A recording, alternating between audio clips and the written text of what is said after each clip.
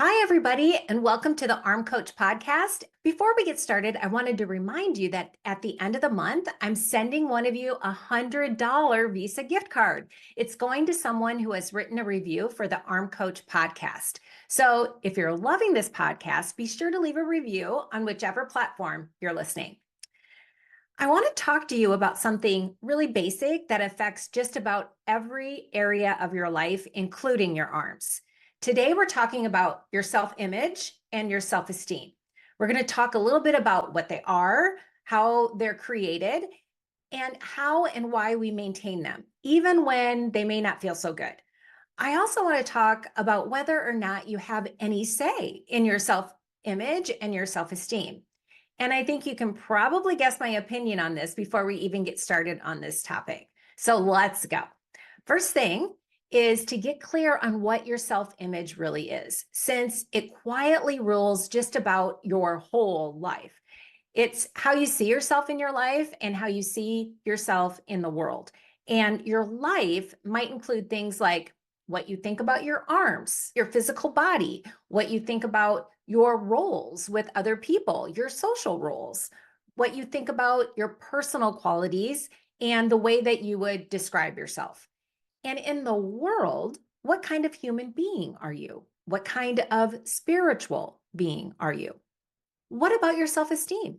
This is about the extent to which you approve or disapprove of yourself, and also how you value yourself. Now, your self-image can be positive or negative, and your self-esteem comes from your self-image, right? Because how you see yourself determines how you think about yourself in general and how you feel about yourself. Your self-esteem can be high or it can be low. So, what roles do your self-image and your self-esteem play in your life? They're what determine your level of confidence in everything, whether you accept yourself or not, whether you care what others think about you, and to what degree you care, and even the general level of optimism that you have. Both of these labels about you, they both determine how you live your life. And that includes how you eat, how you move, how you take care of yourself, how you handle money, how you relate to other people, how you do your work, whether you move towards success or whether you stay stuck in failure in any area of your life. Pretty powerful concepts. Where do they come from? They come from your parents, your teachers. They come from early experiences. They're messages that you've received from your early contacts, your caregivers, messages about you, about your body, about what you're capable of and what you're not capable of. Those messages label you. And when you're young, you just don't know any better. You assume that all the messages you get are the truth. And so you adopt them as if they were officially handed down to you for a reason. Well, they were handed down to you, but not for the reason you think, not because they were true, just because of the mindsets and the personalities and the experiences of these early influencers in your life. And it's just because that's what they believed that they gave these labels to you and you adopted them as true. And that's where the trouble begins for a lot of us. So now, as an adult, you have this faulty wiring. That's essentially your operating system for how you look at yourself, your life, and how you fit into the world. And you don't question it, right? You use it as your guidance for your life. A lot of women come to me and they feel very defeated. They want to do new things. They want to eat in a different way. They want to treat themselves differently, but they can't because they come up against their old labels, which are now a really deep part of them. These labels have created their self-esteem and their self-image, and they think this is just who they are. Nothing could be further from the truth. These are just old, deep beliefs. And if you remember when we talked about what a belief is, it's just a thought that you think over and over until it just feels like a part of you. And you see yourself through the dark screen of these beliefs. Okay, so you try to make changes, but you run into your beliefs and you think you don't have a choice because you think they're true. Your beliefs create your feelings, they create your moods. And from the way that you feel, that's how you make choices. That's how you make decisions. That's how you take actions. Now, this includes all areas of your life, including how you eat, think, and move. Everything, really. Your low self esteem is painful. Your negative self image is also painful, but it's comfortable because it's all you know, right? And you think it's unchangeable and you use it to define yourself. Now, your body image is also a part of your self image. It's not only what you think you look like or how you think others see you, but it's also what you think and feel and do related to your physical world. If you think well of yourself, you want to take care of your body. You want to feed yourself well. You want to figure out what you need and take care of it.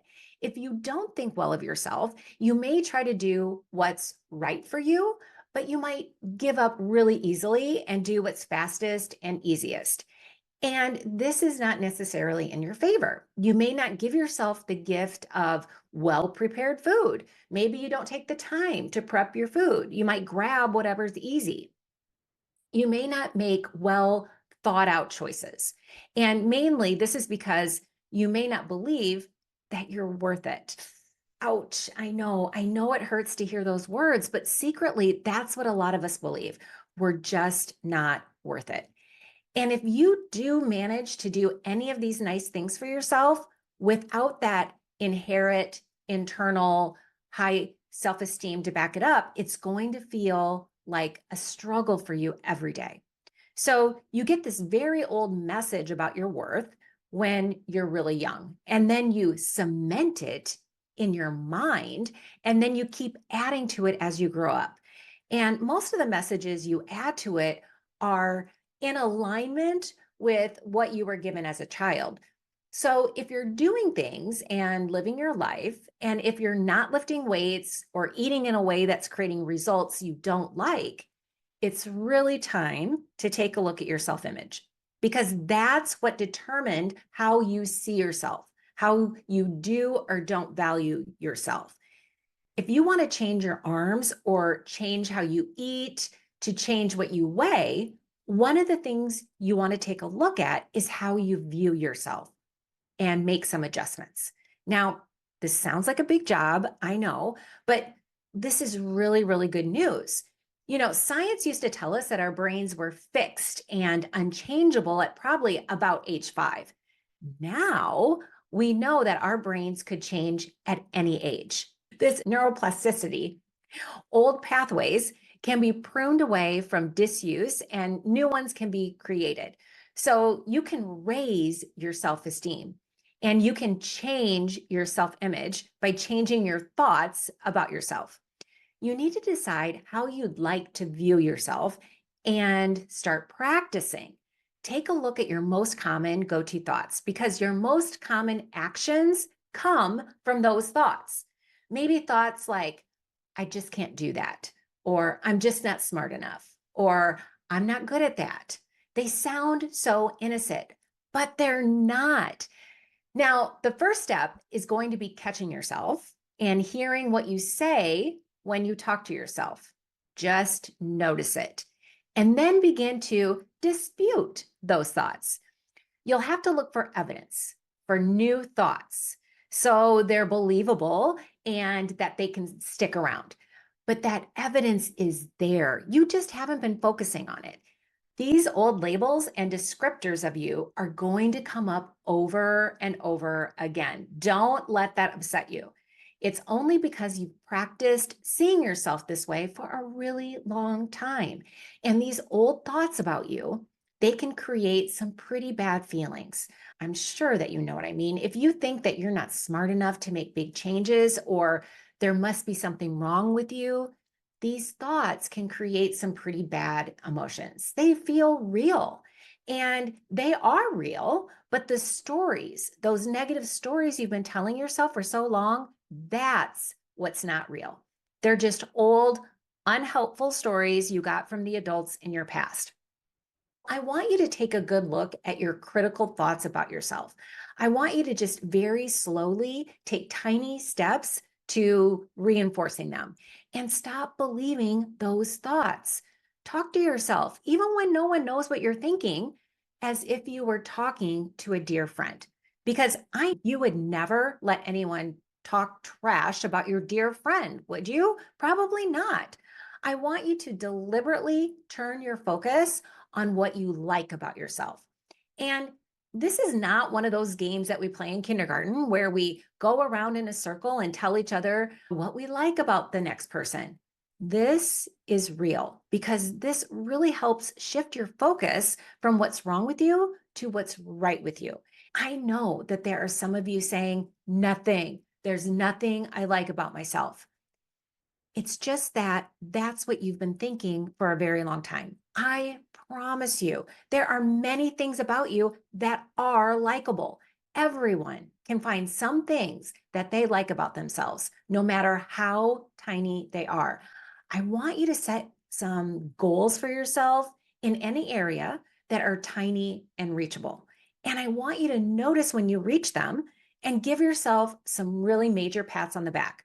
I want you to reward that part of you that's breaking out of your shell of the labels that someone gave you that you didn't deserve and you didn't ask for. I also want you to stop comparing yourself because life is not a contest with only one first place winner. It's a journey for all of us going at different paces, all of us with different strengths and different weaknesses that get us all through our journey. Focus on you. I want you to decide today that you can view yourself however you wish. Your old image of yourself, we're done with that. Start doing small things that will give you the evidence you're looking for, that you're okay. In fact, you're way better than okay. Your self-esteem is not etched in stone. Your self-image is not etched in stone. You can rewrite your story and start a new story. All it takes is a decision. I hope that you stop living through someone else's random image of you and start trying to imagine how you'd like your life to be.